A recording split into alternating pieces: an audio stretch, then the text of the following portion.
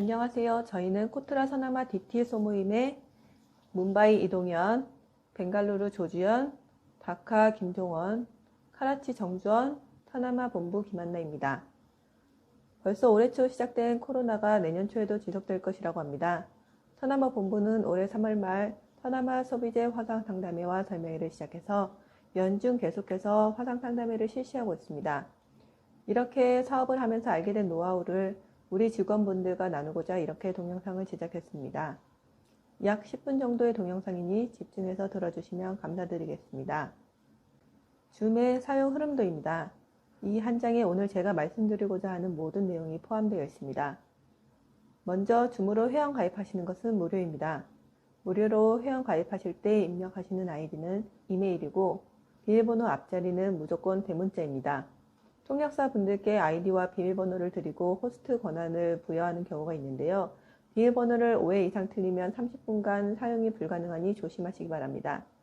이럴 경우를 대비할 수 있는 것이 대체 호스트 지정이라는 방법이 있는데요. 이는 뒤에서 다시 설명드리겠습니다. 등록한 이메일로 승인을 요청하는 메일이 오는데 코트라 메일을 사용하면 외부 메일의 스팸함으로 갑니다. 해외 무역관에서는 코트라 스팸함을 열어볼 수 없게 되어 있으니 조심하시기 바랍니다. 이 경우 정보화 추진팀의 허복양 차장님께 연락하시면 스팸 메일을 다시 보내주십니다.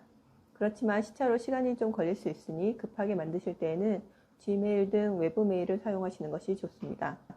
이렇게 만든 무료 아이디는 40분간 회의가 무료이고 100명까지 동시 접속이 가능합니다. 단 1대1의 미팅인 경우 24시간 지속이 가능합니다. 코트라에서 상담하는 경우에 1시간 이상 상담하는 경우가 종종 생기고 통역원까지 1대 다의 상담이 일반적입니다. 따라서 무료 아이디로 상담회를 운영하기가 어려워 결국 유료 회원으로 전환하셔야 합니다. 이 경우 아셔야 하는 것은 동시 접속자가 몇 명인지 웨비나 기능까지 사용하는지에 따라 금액이 달라진다는 것입니다. 일반 줌 미팅과 웨비나의 가장 큰 차이점은 토론자와 참석자를 구별할 수 있다는 것입니다.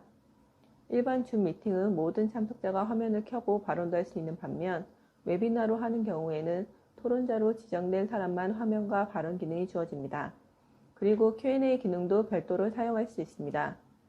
저희의 경험상 100명 이하가 참석하는 설명회는 일반 줌 아이디로 충분히 진행이 가능합니다. 이제 회의실 설정하는 방법에 대해서 말씀드리겠습니다. 호스트 아이디와 비밀번호로 로그인하시면 방을 개설할 수 있습니다. 한 개의 아이디로 동시에 여러 개의 회의실을 만들 수 있지만 호스트가 개설한 방 중 한 곳에 접속하는 경우에 다른 방들은 자동으로 꺼지게 됩니다. 따라서 동시에 여러 개의 방을 운영하고자 하실 때에는 호스트는 어떤 방도 들어가시면 안 됩니다. 이렇게 만든 방은 고유의 번호가 있어서 해당 번호의 방을 다시 만드는 것은 언제든지 가능합니다.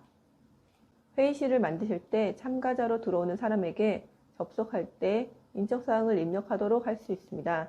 이는 이미 참석자가 정해져 있는 상담회의 경우에는 그다지 필요하지 않는 기능인데 일반적인 줌 아이디로 설명회를 진행하는 경우에는 유용합니다.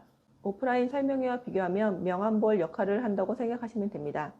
줌은 회의실 번호만 있으면 누구든지 들어올 수 있기 때문에 해킹의 우려가 있습니다. 실제로 모 지역본부에서 무역관장 회의를 할 때 줌에서 해킹으로 판단해 강제 종료시킨 적이 있다고 합니다. 이를 위해 두 가지 방법으로 보안성을 높일 수가 있는데요.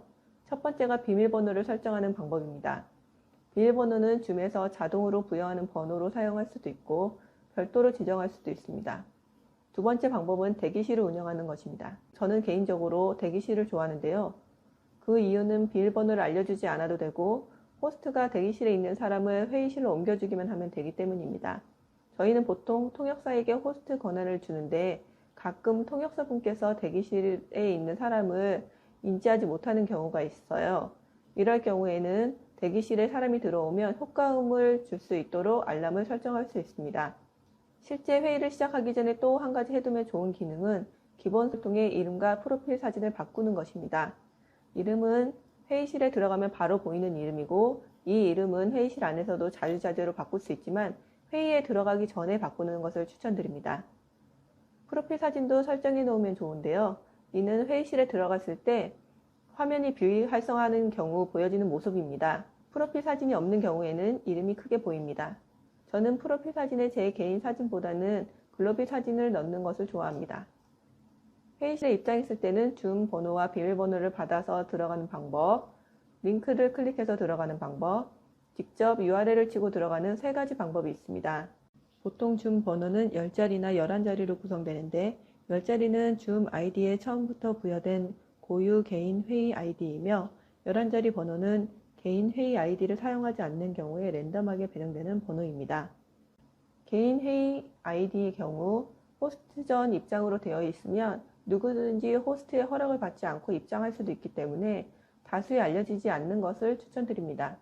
국내 기업이 많은 상담을 같은 날 진행하는 경우에 직접 URL을 입력하는 것을 안내해 드리고 있는데요. 이 경우 zoom.us/j/회의방 번호를 입력하면 바로 입장을 할 수 있습니다. 이제 실제 회의방의 내용입니다. 우선 파일을 공유하는 방법입니다. 내 컴퓨터의 모든 화면을 공유할 수 있고 특정 프로그램만 공유할 수도 있습니다. 예를 들면 PPT만 보여주거나 한글 파일만 보여줄 수도 있습니다. 그런데 이때 주의해야 할 것이 예를 들어 PPT를 선택하여 보여주고 있는데 중간에 인터넷과 연결된 동영상이 있으면 작동을 안 할 수도 있습니다. 그 대신 장점으로는 공유 중에 카톡 등 메신저, PC 필터 등이 뜨는 민망한 상황은 피할 수 있습니다. 채팅은 특정인에게만 보낼 수도 있고 모든 사람에게 보낼 수도 있습니다. 이름 바꾸기입니다. 참가자를 클릭하면 리스트가 나오는데 여기서 사람 이름에서 더보기를 누르면 이름을 바꿀 수 있습니다. 호스트의 경우 다른 참가자의 이름을 바꿔줄 수도 있습니다. 또한 호스트는 다른 사람의 소리를 끄거나 켜도록 유도할 수도 있습니다. 가상 배경을 설정하는 방법입니다.